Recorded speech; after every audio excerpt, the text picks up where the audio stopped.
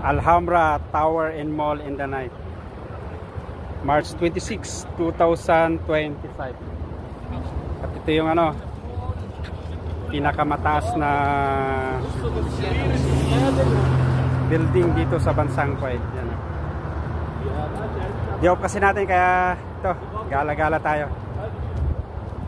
Isang maganda at papagpalang araw sa inyong lahat.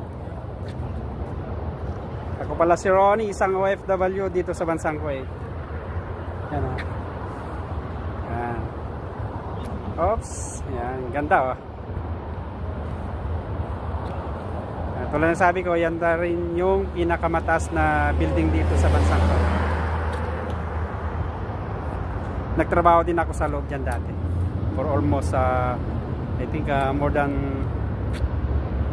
2 years. Kasi may branch yung company ko dyan dati. Then nalipat ako sa ibang branch. So kung sa mga OFW sa mansulok ng mundo, musta ang buhay-buhay? Ramadan pa rin kaya ito. Subukan din natin kumana. Ka-broadcast sa bahay. Yan o. So let's go. Magabang tayo ng bus papunta ng Malia, Kuwait City. Ang ganda ng mga ano dito, building pag bukas yung mga ilaw.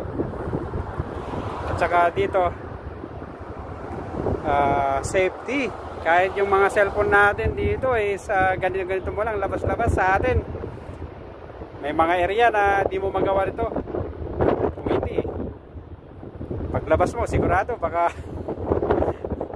uploadin yung cellphone mo. So iba talaga yung mayaman na bansa. Tapos peace. Okay, hindi. Peace lang siya.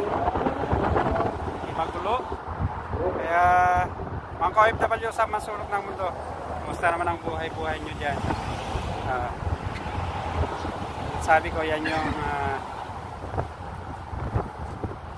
pinakamataas na building dito. So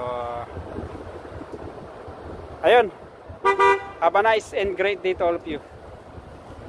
Ingat kayo lagi mga kababayan at mga OFW sa mansulok ng mundo at mga kababayan ko sa Pilipinas at sa mga pamilya ko. Naimbang oras yung amin. Magandang araw sa inyong lahat. Kita-kits sa masunod kong videos.